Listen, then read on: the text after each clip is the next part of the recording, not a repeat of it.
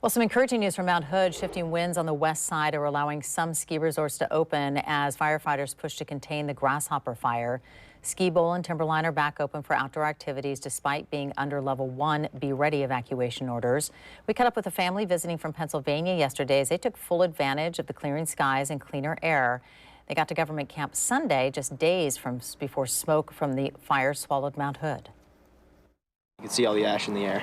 Wow. Yeah. Yeah. Like on the deck at our rental house, the deck was kind of covered with a thin layer of ash.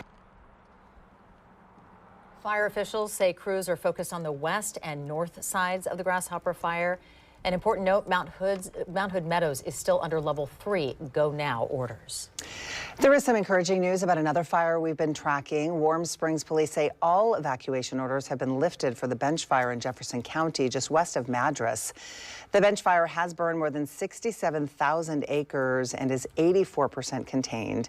Police say people should still use caution when traveling in that area and be careful to respect any road closures or restrictions. We have an update on the Roe Creek Complex fire in Central Oregon. Highway 26 is still shut down between Prineville and Mitchell. This is a fire that was caused by lightning. It's burned more than 344,000 acres, but firefighters have it 64% contained.